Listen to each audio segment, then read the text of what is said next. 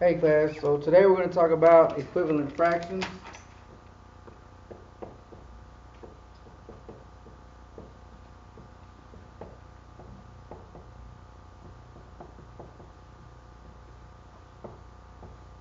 So again, that's your title, that's what you should write on your paper. Okay, what equivalent fractions are, equivalent fractions are fractions that look different, but have the same decimal value.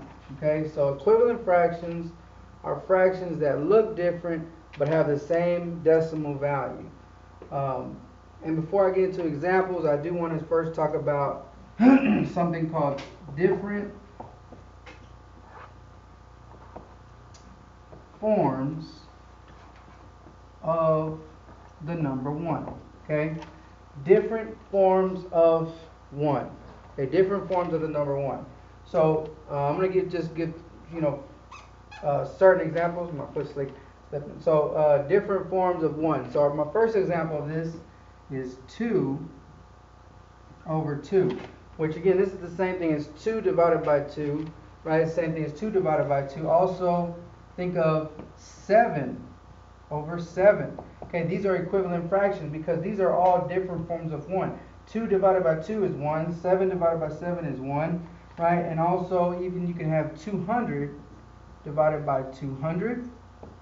Okay, 200 divided by 200. You can even have x divided by x. Again, we're using variables here. We will use those later on when we get into algebraic expressions. You can even use x plus 3 divided by x plus 3. Anything divided by itself is 1. You can even use dinosaur over dinosaur. Dinosaur divided by dinosaur is also equal to 1. Anything divided by itself is 1. Okay? So anything divided by itself is 1. Again, these are all equivalent fractions as well. Okay, these are all equivalent fractions. Well, remember, equivalent fractions are fractions that look different. They look different, but they have the same decimal value. Okay, they have the same decimal value. Okay, now we're going to get into a specific example. Okay, I'm going to go ahead and erase this. Make sure you have this written down. Okay. Go ahead and get to a specific example. Okay, so we're going to have two equivalent fractions. I'm going to go to two equivalent fractions. Okay. We're going to have the fraction 3 over 5.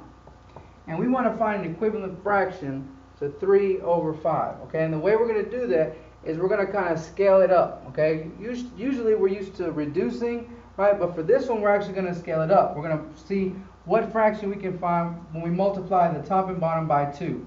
So we're going to multiply the numerator, right, the top number by 2. 3 times 2, we get 6.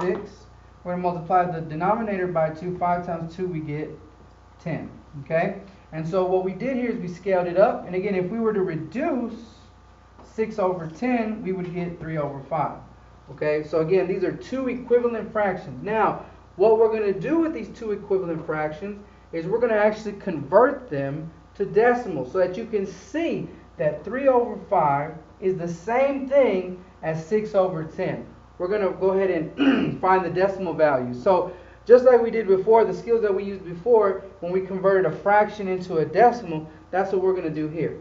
So here we go. So again, the way we turn this into a decimal is we divide. 3 is getting rained on. Where does it want to go? I'm going to do it over here to the side. Where does 3 want to go? Inside, right? And 5 is the crazy one. He wants to be out here, right? 5 goes into 3 0 times. Line up our decimals. And again, we know that 3 is the same thing as 3.0. 5 goes into 30 6 times. 5 times 6, we get 30. 30 minus 30, we get 0.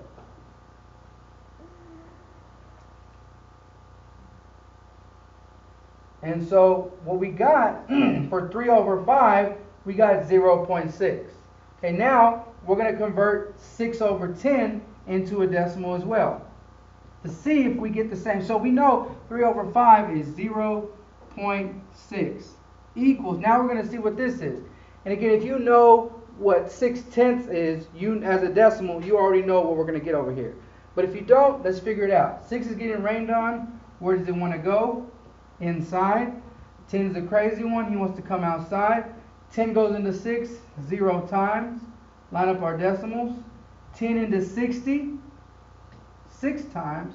10 times 6, we get 60. 60 minus 60, we get 0.